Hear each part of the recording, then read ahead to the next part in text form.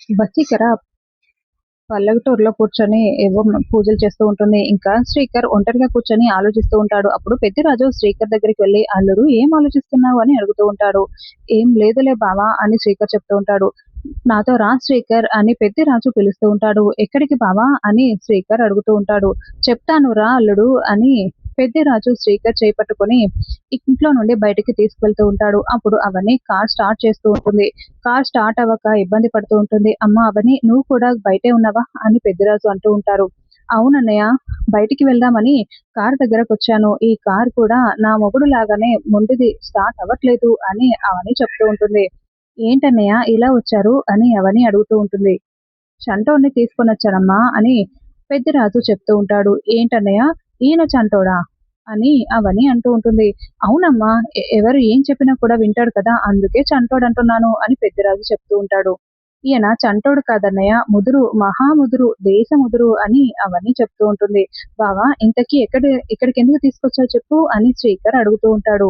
"అమ్మా అవని, గతంలో శ్రీకర్ మామయ్య గారిని చూసినందుకు నీకు 25,000 ఇవ్వాలని డబ్బు తీసుకొచ్చిచ్చాడు కదా! అప్పుడు నువ్వు ఆ డబ్బుని శ్రీకర్ మొహం మీద కొట్టడమే కాకుండా వీళ్ళందరికీ ఎంతెంత సేవ చేశావో ఆ లిస్ట్ కూడా తీసుకొచ్చిచ్చావు కదమ్మా! ఆ లిస్ట్‌లో ఇప్పుడు నువ్వు ఇంకొకడిని యాడ్ చేయాలమ్మా. శ్రీకర్‌కి ప్రమాదం జరిగినప్పుడు తీసుకువచ్చి శ్రీకర్‌ని హాస్పిటల్‌లో అడ్మిట్ చేసావు కదా!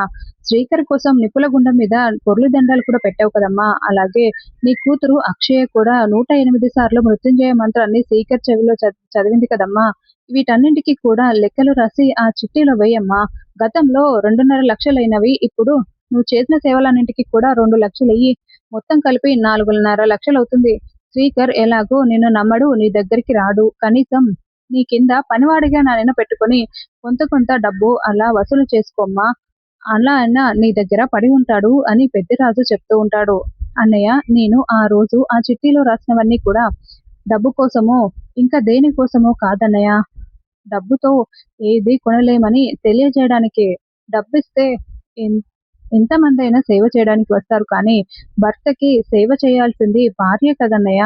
అత్తమామలకు సేవ చేయాల్సింది కోడలే కదన్నయ్య! అదంతా కూడా తెలుసుకోవాలని చెప్పే ఆ రోజు నేను సేవ చేసినందుకు నాకు డబ్బులివ్వమని అడిగాను. నా దృష్టిలో డబ్బుకి ఎలాంటి విలువ లేదన్నయ్య. ప్రేమ, ఆప్యాయత, అనురాగాలకు మాత్రమే విలువుంది" అని అవని చెప్తూ ఉంటుంది.